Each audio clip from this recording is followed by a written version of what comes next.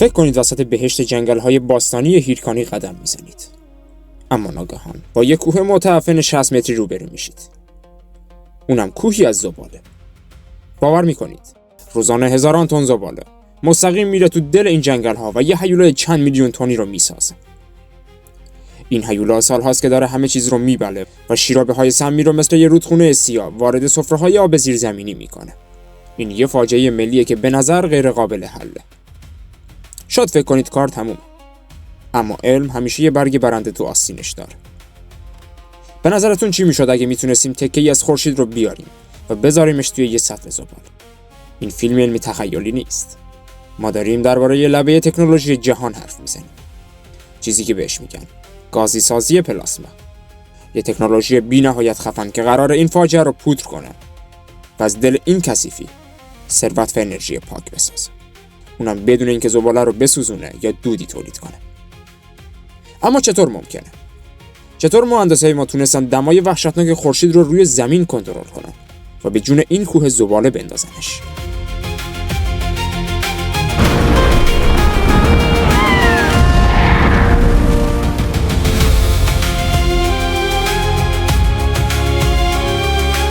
برای اینکه بفهمیم چطور، باید بریم سراغ قلب تپنده این تکنولوژی، یعنی مشعل‌های پلاسما. این مشعل‌ها اصلا شعله معمولی نداره. اونها میان یه جریان گاز رو میگیرن و بهش اونقدر شوک الکتریکی قوی میدن تا تبدیل بشه به پلاسما، یعنی حالت چهارم ماده. به نظرتون دماش چقدره؟ بیش از 5000 درجه سانتیگراد. این یعنی دقیقاً داریم روی زمین دمای سطح خورشید رو بازسازی میکنیم. میشه گفت که تو این جهنم سوزان یه اتفاق به شدت خفن میفته. طبق فرمول فیزیک، فرمول A NDSK برابر با 3/2 K NDSB در T، وقتی دما اینقدر بالا میره، انرژی جنبشی ذرات به طرز وحشتناکی زیاد میشه. حالا این به زبان ساده یعنی چی؟ یعنی هیچ ویروس، هیچ پلاستیک فشرده یا شیرابه سمی خطرناک نمیتونه توی این محیط زنده بمونه. تو این دما همه چیز تو سطح اتمی از هم میپاشه و کاملا تبخیر میشه. زباله‌ها اینجا اصلا فرصت سوختن و دود شدن پیدا نمی‌کنن، بلکه تو کسری از ثانیه ذوب و تجزیه میشن. این دقیقاً همون جادوییه که این روش رو از بقیه راه‌حل‌ها متمایز میکنه. اما مگه زباله‌سوزی معمولی چش بود که مهندسای ما مجبور شدن به این صورت زباله‌ها رو اتم به اتم با خشونت تجزیه کنن؟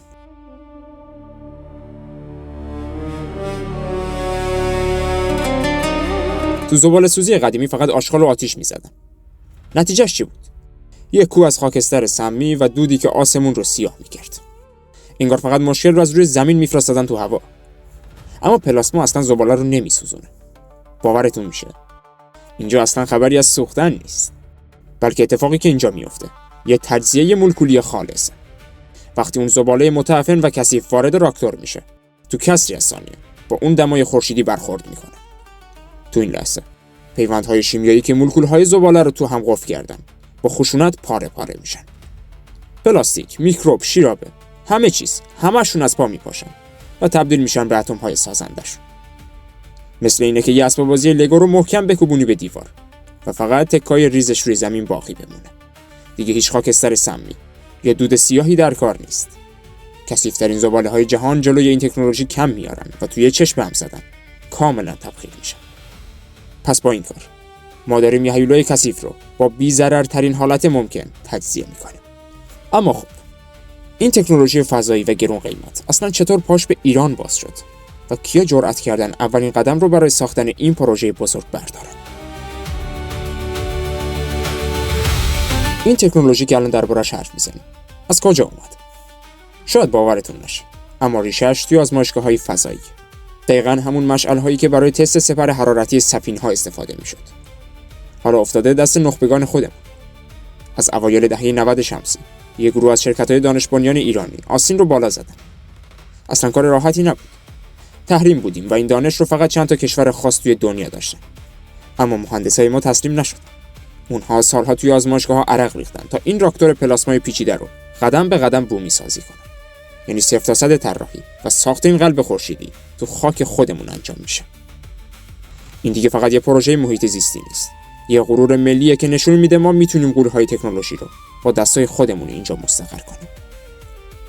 اما خلق این خورشید زمینی اصلا ارزون تموم نمیشه. به نظرتون واقعا ساخت همچین هیولای پیشرفته‌ای چقدر سرمایه میخواد و بودجه‌های نجومیش قرار از کجا تامین بشه؟ الان حتما داریم با خودتون میگید اگه این تکنولوژی اینقدر خفنه چرا همه جا نیست؟ سوال خیلی خوبی. جوابش هم توی یک کلمه خلاصه میشه: پول. اونم بودجه‌های نجومی. ساختن یه نیروگاه پلاسمایی صنعتی توی دنیا چیزی بین 50 تا بالای 200 میلیون دلار آب میخوره. یعنی یه سرمایه‌گذاری وحشتناک سنگین. تازه این فقط هزینه ساختش. برای روشن کردن این خورشید زمینی اولش حجم عجیبی از برق نیاز داریم. انگار که میخواید یه هیولا رو از خواب بیدار کنید. اما اینجاست که ورق برمیگرده. وقتی این راکتور شروع به کار کنه خودش تبدیل به یه معدن طلا میشه. زباله هایی که قبلا برای دفنشون کلی هزینه میشد حالا تجزیه میشن و انرژی تولید میکنن. توی بلند مدت نه تنها اون سرمایه اولیه برمیگرده بلکه سودآوری کلانی هم داره. میشه گفت که این یه نبرد اقتصادیه که فقط جسورترین کشورها توش برنده میشن. ولی صبر کنید. اون انرژی و خروجی با ارزش دقیقاً چیه؟ و ته این کوره بعد از تبخیر همه چیز چه ماده عجیبی باقی میمونه که میگن حتی توی جاده سازی هم کاربرد داره؟ خب تصور کنید میخواین برای یه خورشید قفس بسازید. اونم یه قفس فولادی. ساختن یه نیروگاه پلاسمایی اصلا شوخی نیست. برای مهار اون دمای وحشتناک به هزاران تن فولاد آلیاژ خاص نیاز داریم. آجر معمولی اصلا اینجا جواب نمیده. باید از آجرهای نسوز پیشرفته استفاده بشه که بتونن گرمای سطح خورشید رو دووم بیارن و ذوب نشن. این فقط یه کارخونه نیست، یه دژ مستحکمه. صدها کارگر، جوشکار صنعتی و مهندس متخصص دارن شبانه روز اینجا عرق میریزن. اونها با دستای خودشون دارن این غول آهنی رو سر پا میکنن تا این نیروی عظیم رو مهار کنن. عظمت این پروژه اونقدر زیاده که وقتی کنارش میایستید خودتون رو کنارش خیلی کوچیک میبینید. میشه گفت که صدای برخورد فلزات و جرقه‌های جوشکاری همه جا رو پر کرده. و انگار یه ارتش واقعی داره برای یه هدف بزرگ میجنگه. اما خب وقتی این دژ فولادی کامل بشه و اون خورشید مصنوعی زباله رو ببلعه، اون ته کوره واقعا چی باقی میمونه؟ با من همراه باشید چون تو ادامه میخوایم بریم سراغ خروجی این راکتور و ببینیم که چطور اون زباله‌های کثیف تبدیل به یه گنج میشن. فکر میکنید زباله توی اون کوره ناپدید میشه؟ نه، اصلا اینطور نیست. اینجا دقیقاً همون جاییه که کیمیاگری مدرن اتفاق میفته. تو اون دمای وحشتناک ساختار زباله کاملا از هم میپاشه و تبدیل به یه گاز جادویی و ارزشمند میشه که بهش میگن سینگاز یا همون گاز سنتز. این گاز پر از انرژیه اما اولش کمی خام و کثیفه. پس قبل از هر چیزی از یه سیستم تصفیه خیلی پیشرفته عبور میکنه تا تمام آلاینده‌هاش کاملا گرفته بشه. وقتی این گاز خالص و تمیز شد تازه ماموریت اصلی شروع میشه گفت که این سینگاز با فشار خیلی زیاد وارد توربین‌های عظیمی میشه تا مگاوات‌ها برق پاک تولید کنه. این برق اونقدر زیاده که نه تنها کل انرژی خود اون کارخونه رو تولید میکنه بلکه اضافه‌هاش مستقیم وارد شبکه شهری میشه تا چراغ خونه‌های من و شما رو روشن کنه. یعنی ما از دل کثیف‌ترین پسماندها پاکترین انرژی ممکن رو کشیدیم بیرون. اونم بدون اینکه حتی یه ذره دود سمی وارد ریه‌های شهر بشه. ولی خب همه چیزی که تبدیل به گاز نمیشه. هنوز یه چیزی اون پایین مونده. دقیقاً همونجا یه ماده شیشه‌ای و عجیبی هست که ته کوره جا مونده. به نظرتون چطور قرار جاده‌های آینده رو با این ماده بسازن؟ ماده‌ای که برای ساخت جاده‌سازی‌های جدید ازش استفاده میشه. فکر میکنید ته اون کوره جهنمی چی باقی مونده؟ اگه خیلی ساده بخوام بگم، شیشه ها و فلزاتی که قاطی اون زباله ها بودن توی اون دمای وحشتناک مثل آب خوردن ذوب میشن. اما ماجرا اینجا تموم نمیشه. وقتی این مواد مذاب سرد میشه گفت که به یه سنگ جادویی تبدیل میشه گفت که یه سربار شیشه‌ای که سیاهه و بی‌نهایت سخت. شاید فکر کنید این پسماند سمی و خطرناک، ولی داستان کاملا برعکسه.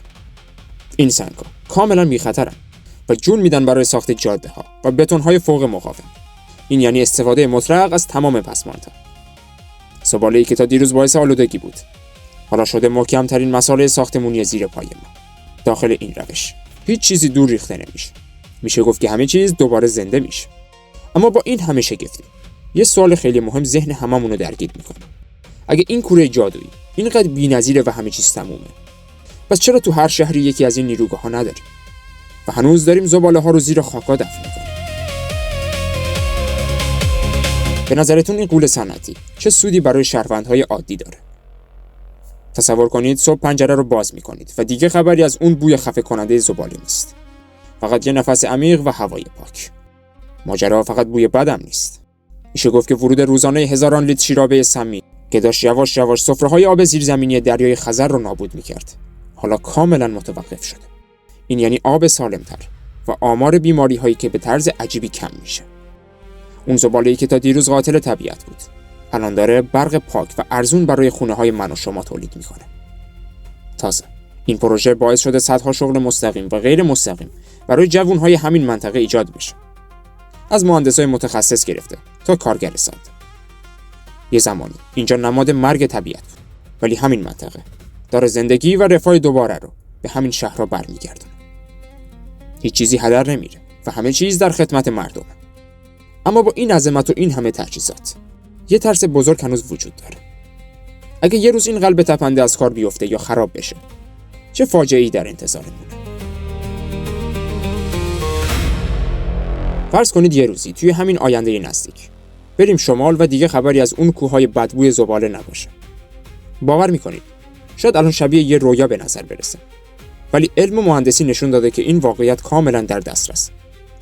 به جای اون تپه‌های سمی و کشنده، قرار نیروگاه‌های درخشان و مدر پلاسما قد بکشن. ما از نظر علمی این قدرت رو داریم که بزرگترین بحران محیط زیستمون رو به با ارزش‌ترین منبع ثروتمون تبدیل کنیم. تکنولوژی پلاسما ثابت کرد که هیچ بن‌بستی وجود نداره. زباله‌هایی که طبیعت رو نابود می‌کردن، حالا میتونن شهرها رو روشن کنن و جاده‌ها رو بسازن. این یعنی پایان عصر زباله و شروع یک غرور ملی بی‌نظیر برای نجات جنگل‌ها و دریاهامون. دیگه لازم نیست نگران شیرابه‌های سمی باشیم که بیرحمانه به دل زمین نفوذ می‌کردن. تو این کوره‌ها همه چیز با دمای خورشیدی تجزیه میشه و فقط انرژی پاک و مساله فوق مقاوم باقی میمونه. حل این فاجعه ملی اصلا غیر ممکن نیست. فقط اراده میخواد و اعتماد به همین تکنولوژی‌های خفن. تو این ویدیو با هم دیدیم که علم چطور میتونه این هیولا رو مهار کنه و یه نفس راحت به طبیعت بده. شاید با خودتون بگید اینا همش داستانه، اما باید بگم تمام این پروژه ها 100% واقعی و مستند هستن و هیچ چیز تخیلی این وسط نیست. برای اینکه خیالتون راحت بشه، تمام اسناد، سایت‌های معتبر و منابع علمی این پروژه رو تو بخش توضیحات ویدیو براتون گذاشتم. حتما برید منو چک کنید تا ببینید این آینده روشن چقدر به ما نزدیکه. اگه این سفر علمی براتون جذاب بود، حتما کانال رو سابسکرایب کنید، ویدیو رو لایک کنید و زنگوله کنارش رو بزنید. و حتما نظرتون رو توی کامنت ها واسمون بنویسید. مراقب خودتون و طبیعت زیبامون باشید و تا اون موقع بدرود.